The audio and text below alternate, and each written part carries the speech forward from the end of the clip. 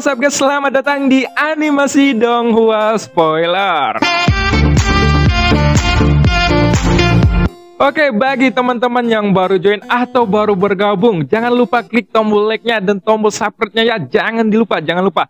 Oke, sebelum kita memulai video ini, kita jangan lupa untuk seruput kopinya, kencangkan sabuk pengaman. Mari kita mulai.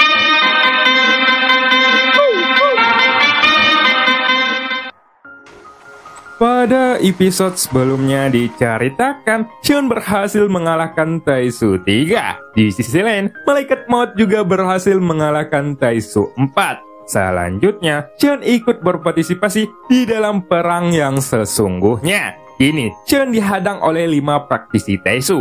Namun, Xion berhasil membunuh salah satu dari praktisi Taisu itu. Dan Xin pun berganti. Xiaoyan yang saat ini memiliki 2 jantung, bahkan dapat mendengar detak jantung yang sama dengan jelas. Pada saat ia membunuh seseorang, detak jantungnya akan berdetak dengan sangat cepat. Tapi, entah kenapa, suara ini seolah-olah memotivasi Xiaoyan untuk terus membunuh. Lalu, setelah Xiaoyan memasuki medan perang, banyak anggota pasukan yang berkobar melihat Xiaoyan mengenakan armor dewa palsu, sehingga mereka pun segera melancarkan serangan terhadap Xiaoyan. Akan tetapi, setelah perintah dari sang ratu, tidak ada lagi serangan dari pasukan yang berkobar kepada Xiaoyan. Xiaoyan terus pergi jauh ke dalam medan perang, dan dengan kekuatan tempur Xiaoyan saat ini, hanya tubuh avatar Yuan Shen yang ditambahkan dengan kekuatan keabadian dari armor dewa palsu. Itu sudah cukup bagi para praktisi Taisu ini untuk dihabisi dalam sekejap. Di ujung yang jauh, ketika melihat Xiaoyan yang dengan mudahnya membunuh dan melewati para dewa Taisu sepanjang jalan, mata para petinggi dunia Taisu tiba-tiba memerah. Tapi, bukan hanya karena Xiaoyan membunuh para praktisi Taisu mereka, tetapi yang paling penting adalah setelah Xiaoyan selesai membunuh mereka, para petinggi praktisi Taisu ini merasakan hawa buruk. Tak kalah mereka mengetahui bahwa Xiaoyan ternyata mengenakan armor dewa palsu mereka. Orang ini nampaknya mengenal dunia Taisu dengan sangat baik. Apakah sang ratu dapat disingkirkan atau tidak? Itu tidak terlalu penting. Tetapi, orang ini harus mati. Dan bahkan, jika dia tidak mati, kita harus mengendalikan semua monster raksasa ini untuknya. Ucap Taisu 2 sambil menatap sosok Xiaoyan.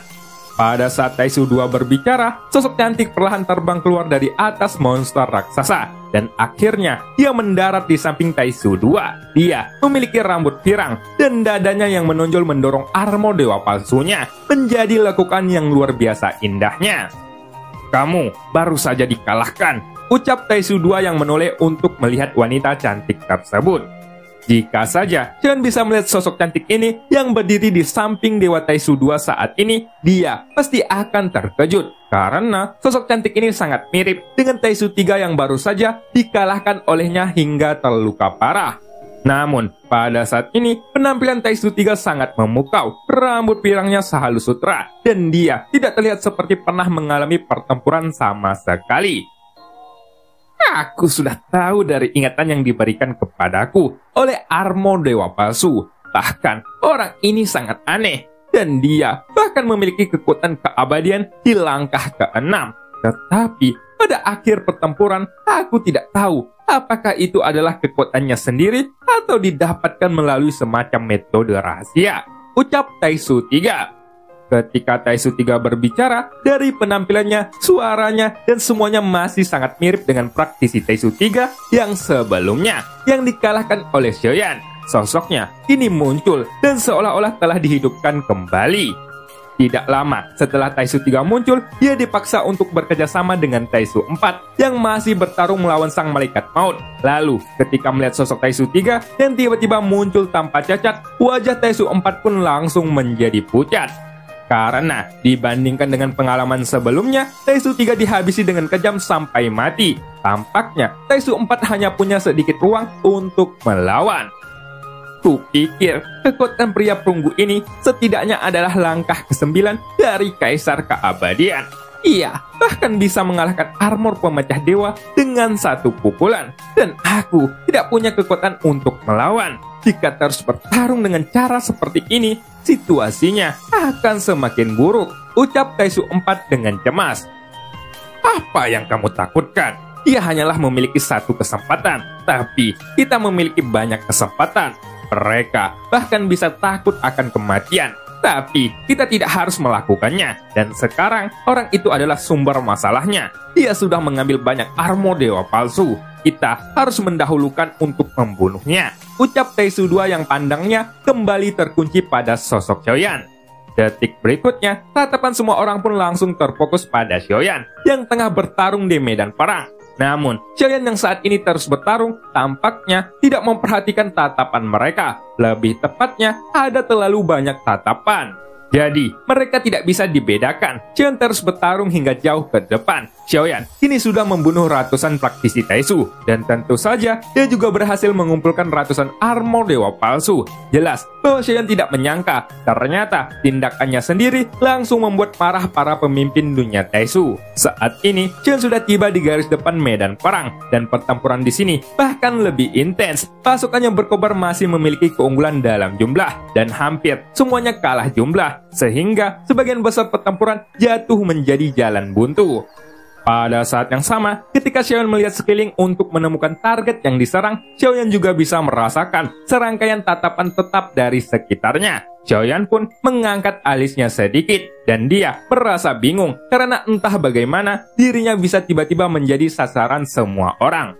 Segera, lebih dari selusin sosok mengelilingi Xiaoyan dari semua sisi. Dan bahkan, ada beberapa praktisi Taisu dengan 3 kristal merah di dada mereka. Itu adalah armor dewa palsu generasi ketiga. Dan jumlah di lengan mereka semuanya berada di dalam angka di bawah 100. Jadi, jelas bahwa mereka semua adalah pertarung hebat dari dunia Taisu.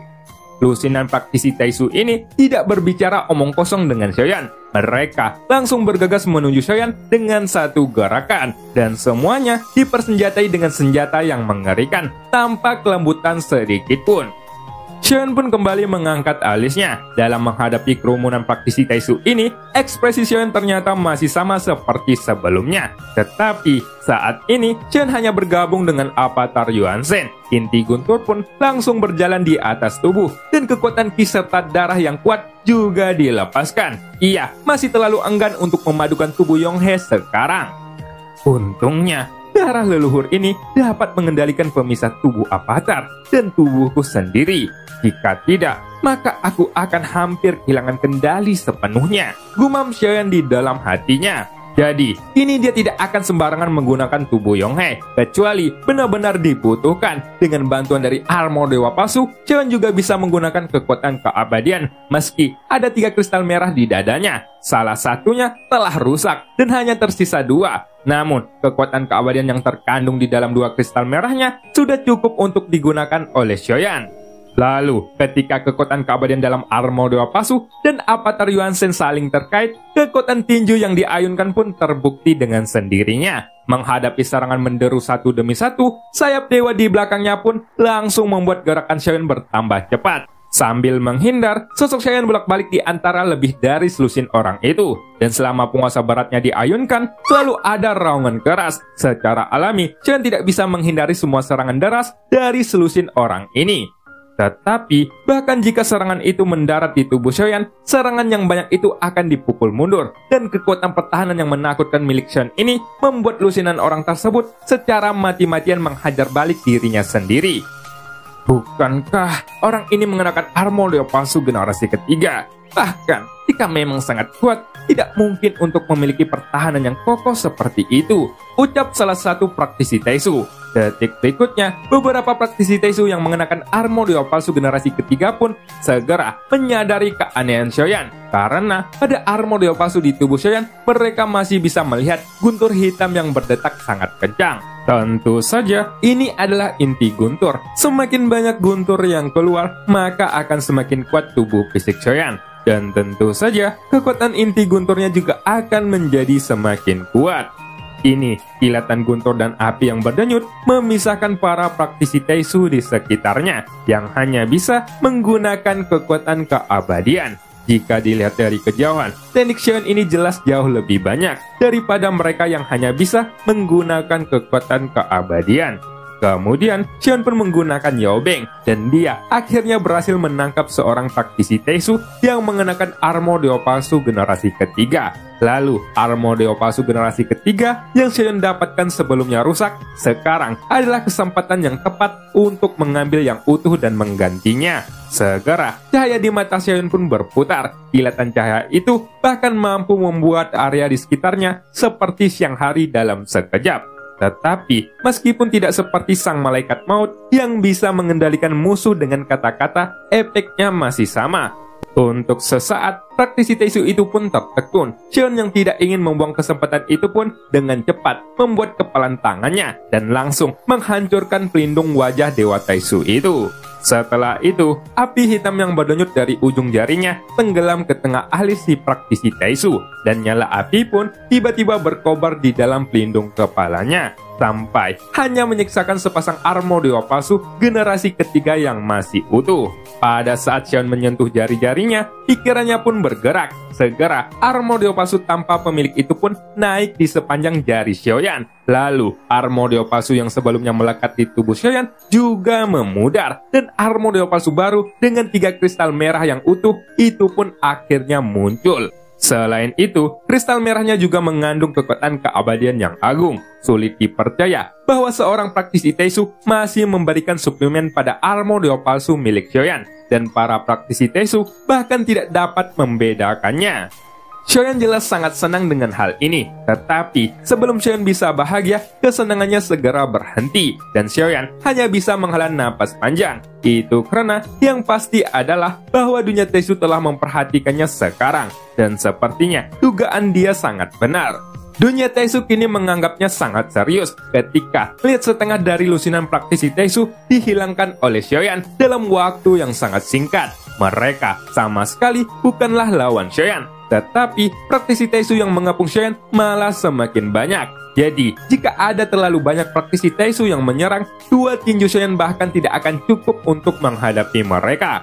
Pada saat ini, ada lebih dari 30 praktisi Taisu yang terus-menerus mengelilinginya. Tetapi, meskipun begitu, Xiaoyan tidak pernah tersentak. Dia langsung maju. Ada beberapa serangan yang tidak bisa dihindarinya mendarat di tubuh Xiaoyan. Untungnya, dengan pertahanan yang kuat dari tubuh Avatar Yuan Shen dan ditambah dengan armor Dewa Palsu generasi ketiga yang baru, serangan ini tidak dapat menyebabkan kerusakan fatal pada tubuh Xiaoyan, dan kerusakannya dapat dipulihkan dalam beberapa tarikan napas.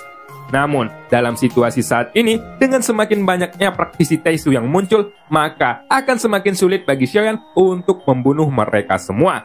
Tapi tiba-tiba, Xiaoyan mendengar teriakan dan raungan dari belakang, yang ternyata ada lebih dari selusin sosok yang bergegas ke arahnya. Dan segera, mereka pun membubarkan 30 praktisi Taisu yang sebelumnya mengepung Xiaoyan.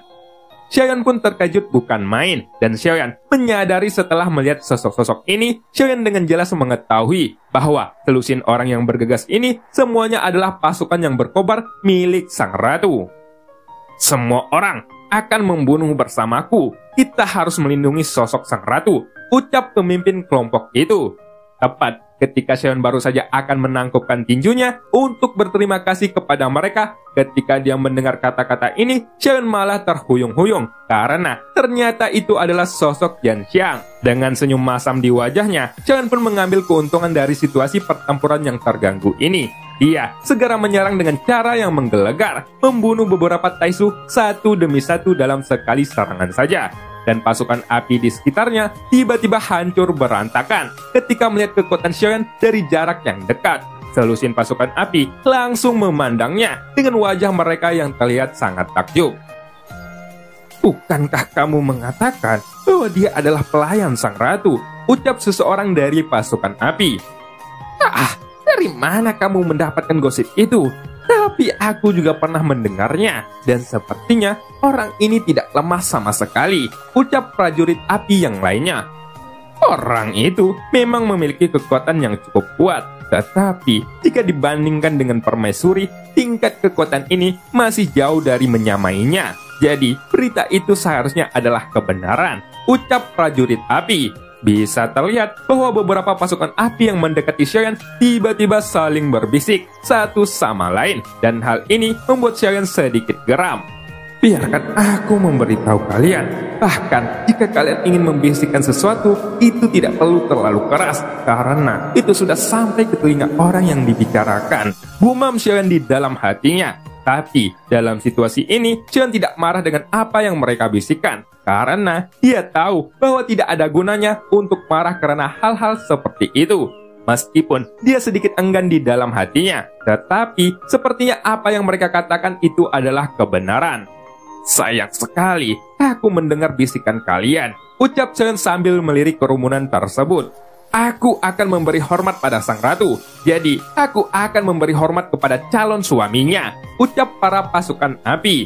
Setelah mendengar ocehan mereka, Xiaoyan pun tidak memperhatikan mereka lagi, tetapi dia langsung melompat keluar dan terus bergabung ke dalam pertempuran. Untungnya, medan perang ini adalah dunia Suanyin, jadi selama Xiaoyan bisa pergi dari sana, semua orang akan menyerahkan reputasi dunia Sensi kepada bocah lelaki itu.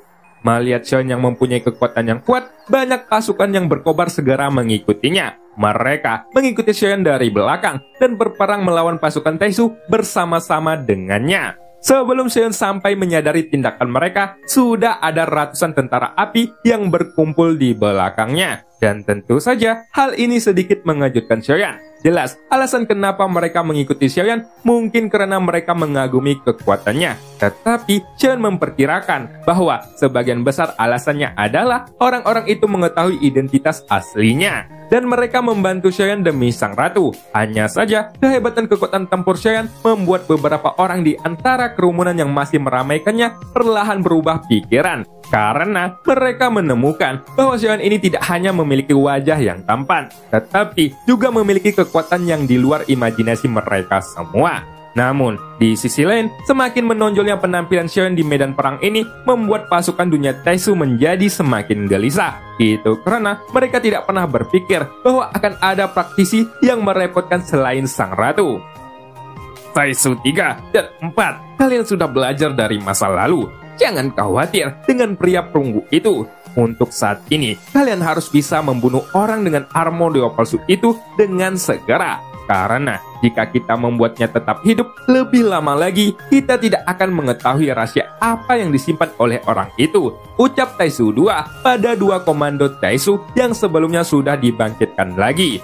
Bisa dilihat dari adegan ini, tampaknya Taisu nomor 2 ini adalah orang yang menjadi panglima tertinggi di dalam pasukan Taisu. Itu karena dia bisa memberikan instruksi kepada orang-orang di belakangnya. Ketika mendengar perintah dari Taisu 2, Taisu 3 dan 4 pun saling memandang dan menganggukkan kepala mereka. Bisa terlihat di mata Taisu 3 sudah penuh dengan kebencian, karena jelas dia sangat tidak rela untuk dikalahkan dari Xiaoyan lagi. Pada saat ini, Taisu 3 tidak akan lagi 1 lawan 1 melawan Xiaoyan, tetapi ada Taisu 4 yang akan membantunya. Jadi, dengan pertarungan 2 lawan 1 ini, dia memiliki keyakinan penuh untuk mengalahkan Xiaoyan.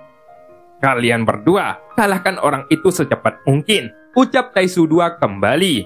Taisu 3 dan 4 pun saling memandang dan kembali menganggukkan kepala mereka. Segera setelah itu, mereka berdua pun melangkah maju dengan telapak kaki mereka, yang kemudian ada sayap logam yang muncul di belakang mereka. Dan setelah sayap itu muncul, mereka pun menyapu ke arah medan perang dengan suara angin kencang. Dalam hal ini, target mereka juga sudah jelas. Karena itu, mereka langsung mengincar sosok Xiaoyan yang masih mengamuk di medan perang. Dengan kemunculan dari Taisu 3 dan 4 berdiri di belakang mereka, ada sekelompok pejuang Taisu segera mengikuti mereka. Dan jumlahnya 4 atau 500 orang. Aura membunuh yang terpancar dari mereka juga sangat besar, sehingga Xiaoyan dan pasukan berkobar juga bisa langsung menyadarinya. Mengikuti suara angin yang bertiup, Xiaoyan pun mengangkatkan kepalanya untuk melihat sosok yang menjulang di kejauhan. Melihat kerumunan itu, mata Xiaoyan pun langsung terfokus pada praktisi Taisu 3 dengan melon dan tubuhnya yang tegas. Serta sosoknya yang bangga itu juga merupakan salah satu tanda yang jelas bahwa dia adalah Taisu 3 yang dikalahkan Xiaoyan sebelumnya. Ketika melihat sosok wanita pirang itu lagi, Xiaoyan pun tertekun sejenak. Karena belum lama ini, meskipun dia tidak membunuh hidupnya dengan tangannya sendiri, ia sudah yakin 100% bahwa wanita itu sudah mati di tangannya. Mungkinkah dunia Taisu masih memiliki kemampuan untuk membangkitkan pasukannya yang sudah tewas? Ucap Xiaoyan diam-diam yang terkejut. Dan ketika melihat Taisu 3 dan 4 yang membawa sekelompok pasukan Taisu yang bergegas ke arahnya, dia tidak bisa menahan kesuraman di wajahnya. Pada saat ini, tiba-tiba ada sosok tinggi yang muncul di samping Xiaoyan. Sosok ini memegang kapak besar di tangannya, dan segera dia pun langsung berdiri di depan sosok Xiaoyan. Tampaknya mereka berencana untuk bergerak. Para dewa pasukan api, dengarkan perintahku, ucap sosok tinggi itu. Sosok jagung ini tampaknya seperti seorang jenderal dari pasukan api, dan matanya menyapu ke arah Xiaoyan, namun tidak ada ekspresi apapun baginya. Ini adalah perang, bukan permainan anak-anak. Jadi, kekuatan Xiaoyan sepertinya tidak menarik perhatian di matanya. Begitu suara sosok ini keluar, pasukan yang berkobar di sekitarnya pun segera berkumpul. Jumlahnya tidak kalah dengan pasukan Taisu yang bergegas ke arah Xiaoyan. Bahkan, jumlah mereka bisa dikatakan lebih banyak dari mereka. Kita akan menggunakan taktik yang sama, hancurkan mereka satu demi satu. Coba lawan musuh bersama sebanyak mungkin, dan jangan bertindak sendirian, ucap sosok tinggi itu sambil berteriak. Apakah Xiajiang ada di sini? Ucap pria tinggi itu kembali. Ketika suaranya keluar, tiba-tiba ada seorang pria yang keluar dari bagian belakang pasukan api. Orang ini memegang tombak panjang di tangannya. Dia melancarkan aura ganas, dan ketika berdiri di depan, dia seolah-olah seperti tombak panjang yang sangat tajam. Di sini terlihat bahwa ada kombinasi antara manusia dan senjatanya. Jelas, ada juga kombinasi dari pedang dan juga manusia. Dan Xiaoyan merasakan penindasan dalam hal momentum dari orang itu. Dua orang Taisu yang datang kali ini seharusnya merupakan salah satu jenderal mereka. Jadi, kamu akan menangani yang kiri, dan aku akan menangani yang kanan. Bertarunglah dengan segenap kekuatan, dan jika tidak ada kesempatan, kamu bisa mundur, ucap si pria tinggi itu kepada seseorang yang bernama Xiajiang itu. Setelah selesai berbicara, si pria tinggi itu pun melirik ke arah Xiaoyan. Meskipun pria itu mencoba yang terbaik untuk melindungi Xiaoyan, namun aura penghinaan di matanya masih bisa dirasakan oleh Xiaoyan. Pertempuran di sini sangatlah berbahaya, dan kemungkinan kamu akan terbunuh. Jadi, pergilah ke samping untuk membantu pasukan lain, ucap si pria tinggi itu kepada Xiaoyan. Nada pria itu sangat bijaksana, namun saat kata-katanya jatuh ke telinga Xiaoyan, maksudnya menjadi berbeda. Xiaoyan mengartikan bahwa yang dimaksud orang itu adalah seseorang pelayan tidak pantas untuk berada di garis terdepan. Tampaknya, di mata pria tinggi itu, mungkin Xiaoyan akan menjadi penghalang jika berada di pasukannya. Dan jika dia terbunuh dalam pertempuran ini, maka mereka tidak akan sanggup untuk menahan kemarahan dari sang ratu.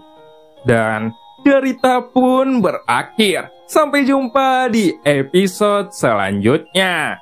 Ikan sepat, ikan gabus. Makin cepat, makin bagus.